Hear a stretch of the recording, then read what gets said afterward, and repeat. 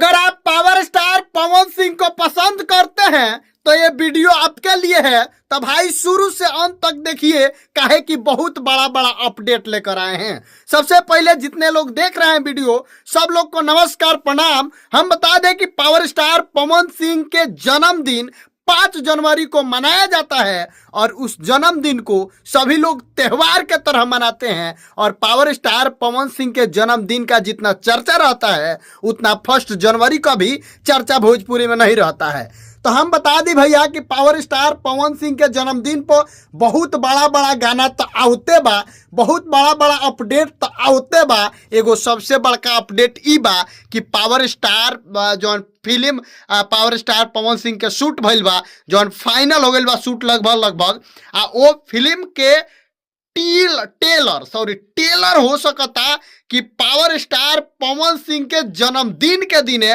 तोहफा के रूप में रिलीज कइल जाओ। भैया एक और बात बता दी कि पावर स्टार पवन सिंह के जितना लोग पसंद करेला, जितना लोग प्यार करेला, उ सब लोग के पता बा कि पावर स्टार पवन सिंह अपना जन्मदिन के अवसर पर हर साल एगो नया गाना देले और उ गाना इतना बड़ा ब्लास्ट देले कि पूरा गर्दा उड़ जाला। अब फिर से इस साल पावर स्टार पवन सिंह अपना जन्मदिन पर बहुत ब्लास्ट गाना लेके आ रहल बड़े।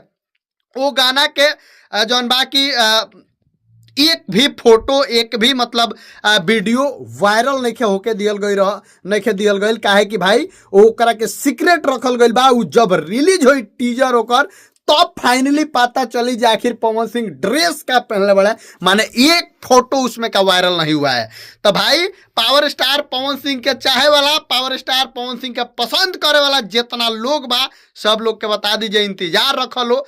आज हवे 3 तारीख, काल हो जाए 4 और परसों 5 तारीख के फाइनली गाना रिलीज हो जाए भाई। आ गर्दा उड़ावे के बा, अब की पार पूरा गर्दा उड़ा देवे के बा जन्मदिन में। आ जन्मदिन के जितना अपडेट रही रोल सबके चैनल पर मिली। वीडियो के खूब ज्यादा शेयर करी, चैनल पर नया बनी तो सब्सक्राइब करी। मिलते हैं अगला वीडियो में, तब तक खातिर नमस्कार।